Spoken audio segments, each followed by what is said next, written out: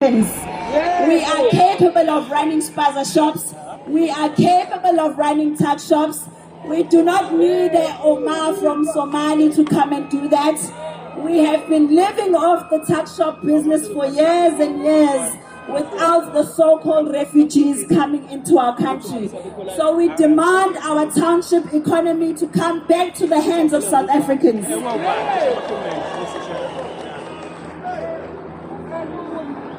We want mass deportation to happen in the country. We have seen thousands of people leaving the country voluntarily, and right now we are saying kukhona ogabadiya abanqabile ukuhamba.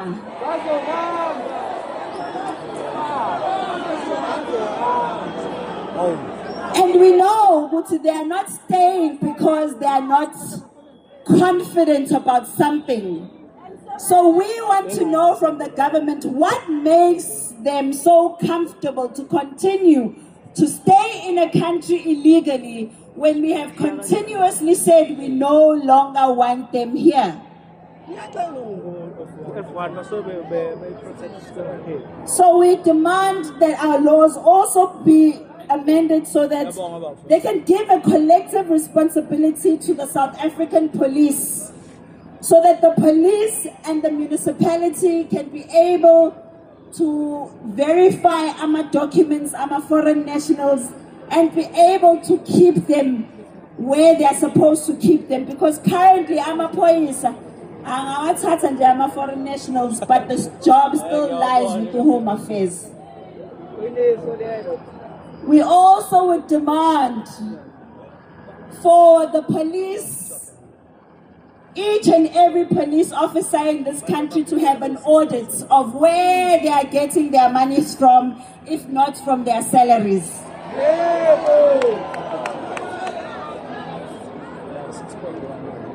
Because we have seen that a number of places like Point Road and Hillbrow, the only way that they are still functioning today is because they get protection from the police. 245. And it's not a mistake that we have a Madlanga commission today.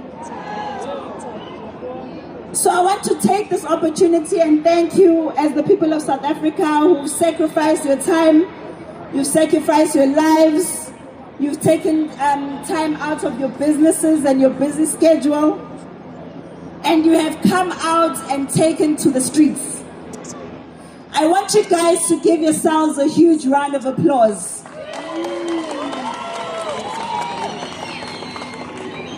And we want to salute members of the creative industry who have been with us in this fight, even when some of them decided that they do not want to be seen as defending their own country because their bookings are more important.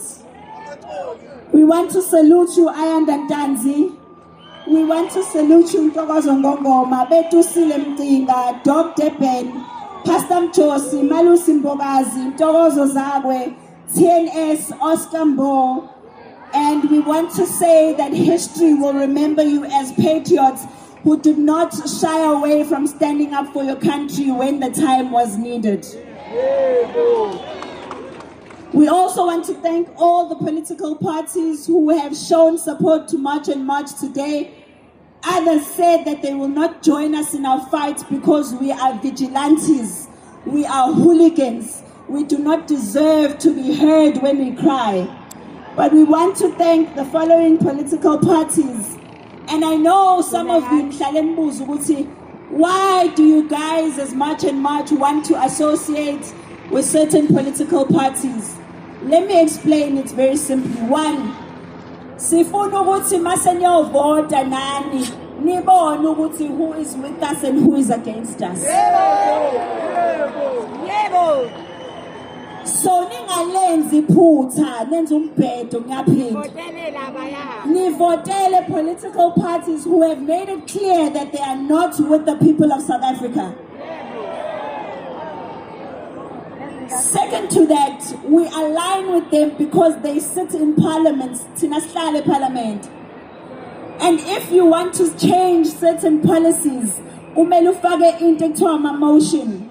And when you put those motions, they can only come through members of parliament. So that's why we need them to assist us in changing leyo mthetho leyo ekuyiyona esasicindezela even today. So we want to thank Action SA who's been with us, ATM who's been with us, the IFP who've been with us, the MK who has been with us,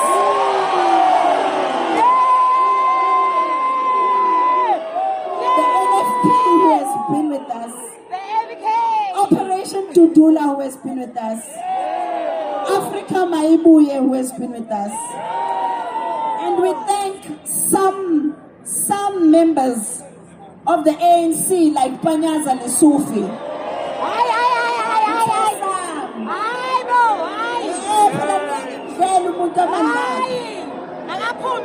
We thank those who have stood with us and have given us a message of support. We want to thank kakhulu uhulumeni waKwaZulu Natal. We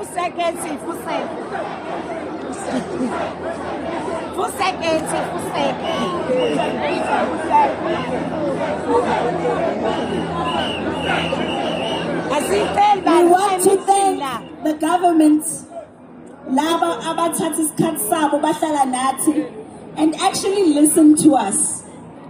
The likes of the KZN Premier Tami Ntuli, who has sat down, he even had a summit la efuna khona ukuzwa ukuthi yini kahle kahle lesikhala ngayo. Siyabonga kakhulu. Sifuna ukubonga iMeya yeNkosilanga Libalele uKhansela uMnyeza who has been with us from the beginning. Sibonge neDeputy Minister yaka Home Affairs ngoba iMinister yaka Home Affairs uLeon Schreiber lokhu asiziba from day one. Kodwa ke uDeputy Minister gave us an ear. Siyabonga kuDeputy Minister uNjabulo Nzuza. And sifuna ukubonga kakhulu uGeneral wase KZN wamaphoyisa.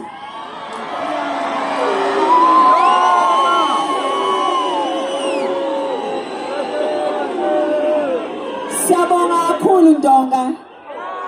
Siyabonga kakhulu Mkhonazi.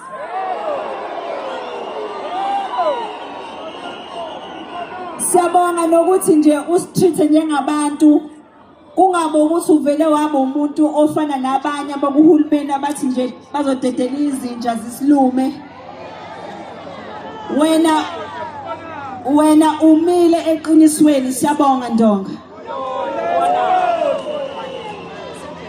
Singamshiyi ngaphandle uMajor General Makhoba. Ngifisa ngathi ngabe niyambona lana ngimazi noma ukhona yini. uGeneral Makhoba uyisekela lakhe uGeneral Mkhwanazi, and ngisho singamfonela ngo1 ebusuku, she's always willing ukuthi asize. Siyabonga kuGeneral Makhoba kakhulu. Sibonge no spokesperson uMr Robert Nechunga. Wasuka all the way from Limpopo wathatha ngizodila nalamaZulu ngoba ngiyawazi ukuthi abantu aba right kanjani. Cela simshayele izandla.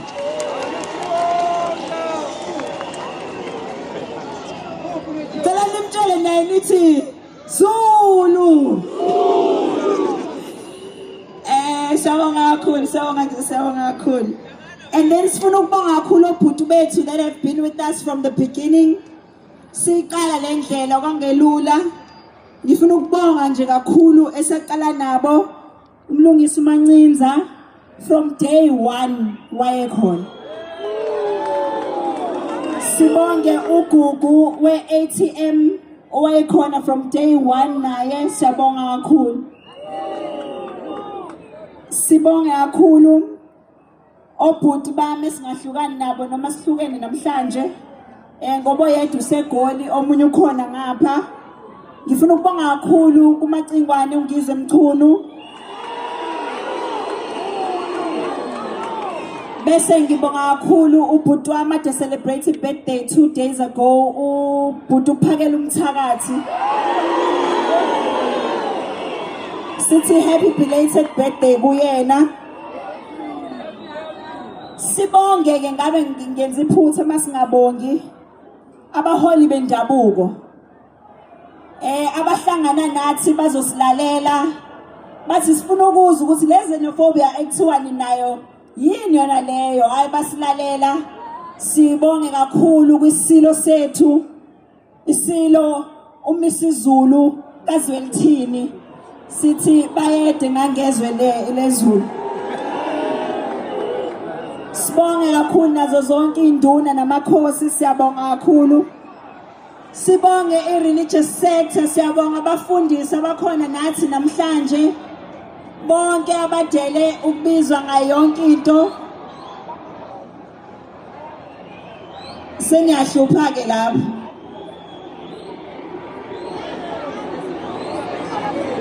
Sesiyaqeda. Sesiyaqeda. Bhuti uphakela umthakathi. Bhuti uphakela umthakathi. Uhambe yobathulisa njalo. Uhambe yobathulisa. All right, ngathi uyabakhuza lapha ya. Ngisengikhohle ukubala ubhuti uZwakele Mncango naye wayekhona kasekuqaleni siyabonga kakhulu uMncango. Thank you so much. All right. Sesiqhubeka ke ngiyazi ukuthi abaningi benu befuna ukwazi ukuthi ngoba umhla ka-30 usufikile sewenzakalani. So sengizonichazela ukuthi from here onwards iyaphi indlela. Ngifisa ukunicela nje ngokukhulu ukuyithoba ukuthi kule nyanga eziwu6 ezizayo sesisonka ngithi sisonka ngithi lapha emuva ngithi kule nyanga eziyi6 ezizayo angithi asikayitholi impendulo esiyifunayo njengamanje. Bahambile abawu-7,000 or so. Well, mhlambe baku 50,000 manje mangaphosisi. Mhlambe baku 50,000. Masithi siyabala kule number ekhona siyazi ukuthi u50,000 incane kakhulu. So siyabona ukuthi sesibonile ngithi sibonile ukuthi uhulumeni wethu nama-drone banale moto lezi ezikwazi ukuthi kanje zenze zonke lezi zinto ezidayelayo, right? So for the next 6 months sicela lezo zinto zisetshenzele ukukhipha abantu bangaphandle aba-illegal la. From building to building mabahambe. Kodwa sifuna kuqale zona le ndawo ezifana nePoint kanje. Ukhona umuntu phakathi kwenu ongazi ukuthi kwenziwa nePoint. Okay, asiqale la yini ehamba phambili mawukhuluma ngePoint. Yini ehamba phambili mawukhuluma ngeHillbrow. Yini ehamba phambili mawukhuluma ngeSunnyside. Manje siney'ndawo ezaziyo ukuthi zihlala ama-drugs. Pho yini inkinga ukuthi bakhishwe?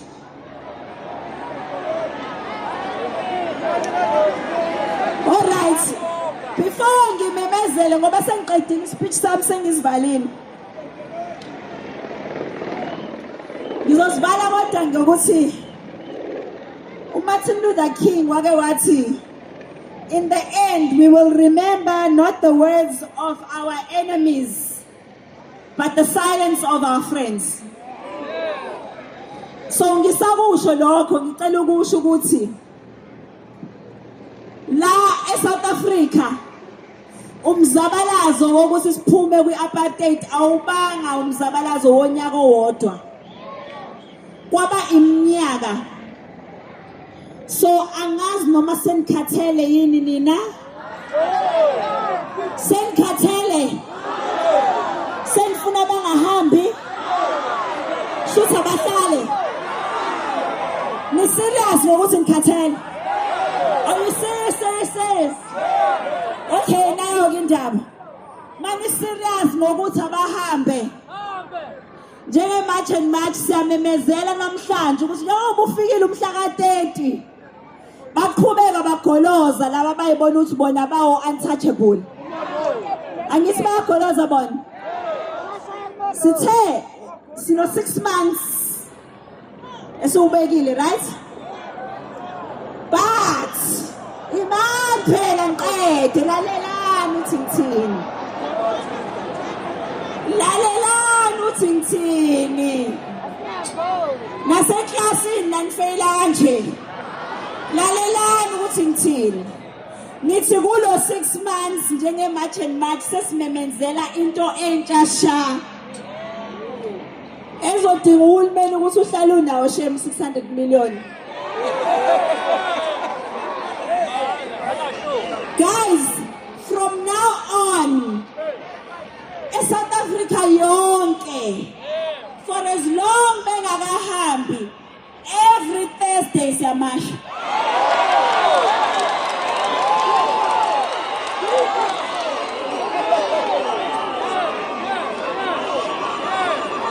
Ngiyangizwa ukuthi ngithini?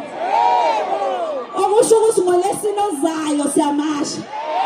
ngoLwesine ozayo siyamasha. Nangomunye futhi uLwesine. Koze kuphele bona uLwesine. Ngoba simile ekuthenini abahambe. So si hope ukuthi uhulumeni unayo ibudget yomunye 600 million. Ngoba for as long as sisahlala neindawo enje la dayiswa khona if ungakazi ume la ePoint ama drugs adayiswa emini kaBhala la sisuke sesibuka la uyibonele nje Nkosi yami bayidayisela ama drugs ngazi ukuthi badayisa usweet. Namhlanje kuthiwa kunamaphara la ezweni kodwa uhulumeni angawaqeda amaphara mayithanda. So from now on, ngithi ngoLwesine fasite uhlala uready.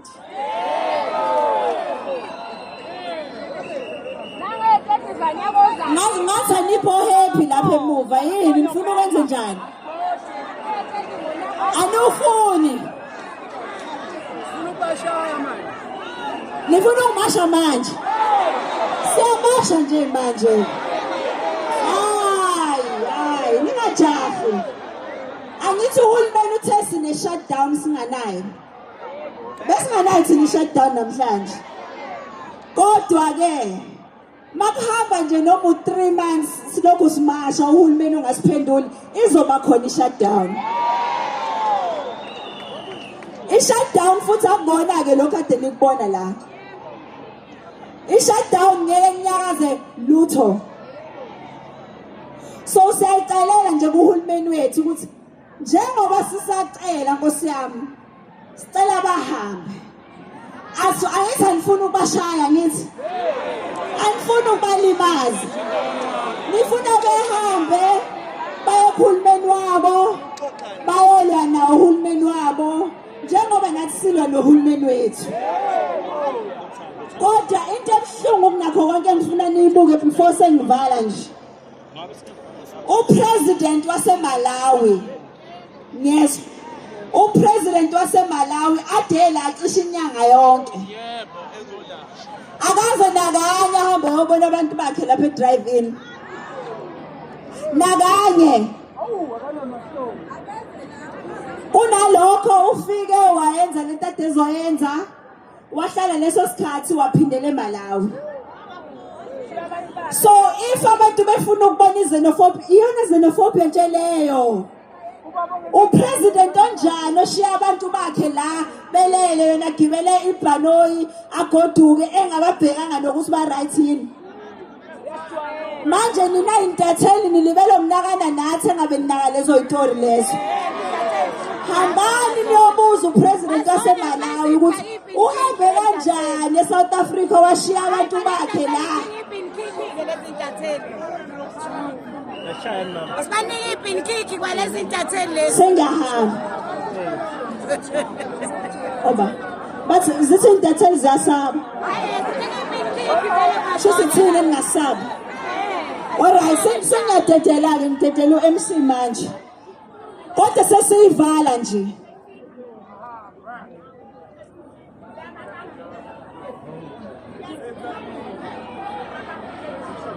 Obani manje? Woza ngixoxe ama-fast uthini? Nanguma unestori esishaqisayo la.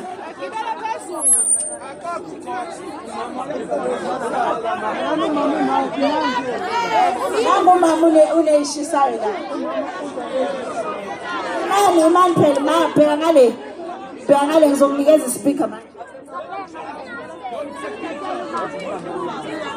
Ngithi mina ningasho kanjani ukuthi nithi abahambe besangena kule bhilidi eWin Court ngoba bavinjelwa yisulumane laka Osmond ngoba linabantu bala abagcwele lapha ibaqashile Hayi ngoba khona amaphoyisa.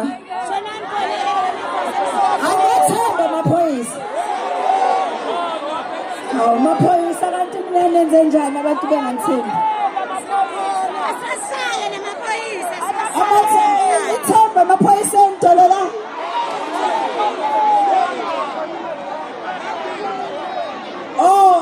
Usisi la kusho mina kusho umphakathi. Usisi amaphoyisa bhema nabo. Amaphoyisa kabhema.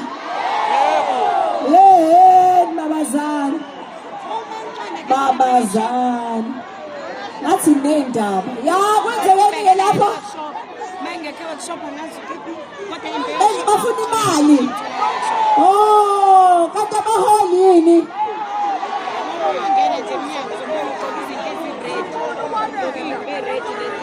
Okay. Shuthi uzofanele sireport kumkhwanazi le ndaba. Nifuna kwenziweni ngamaphoyisa bonile ngoba phela kuwona wonke amaphoyisa abhedayo.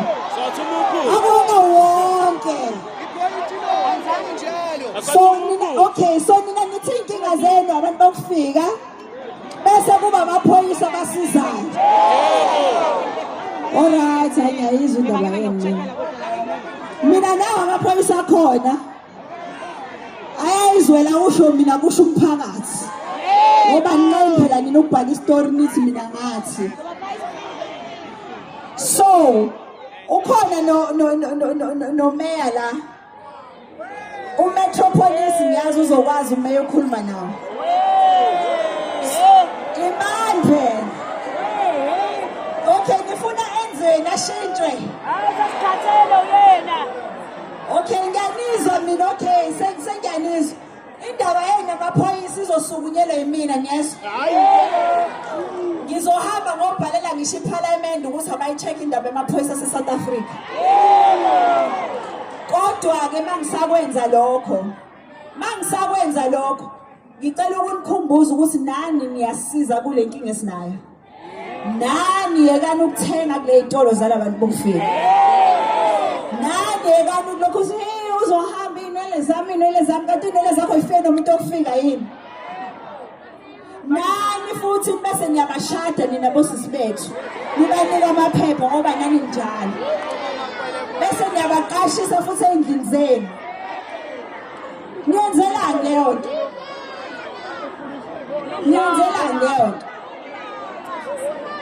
So from now on, right? Mina ngizothi ngisebenza indaba yamaphoyisa. Angithi nani emphakathini nibe nisebenza indaba yalawa abaqashisa abokufika. Nisebenze umuntu nje oqashisa umuntu wokufika onganawo amaphepha kufanele aboshwe ngithi nawazi usikhona umthetho. Umuntu ohlalisa umuntu okufika wamqashisa wamnika ngisho umsebenzi onganawo amaphepha uyaboshwa nyangizwa. Okwamanje ke sengivala nawu uJanuary ikole ziyavula. Ngicela ningalenzi iphutha longahambi lofunela ingane izikole. Ngoba abantu bokufika bathi mina ni-apply ezikoleni bona ba-apply kuqala. Bafuna imali futhi nabo. Hayi, wonke umuntu ufuna imali eSouth Africa mina ngisazi. Angidedela istage sengikhulume kakhulu.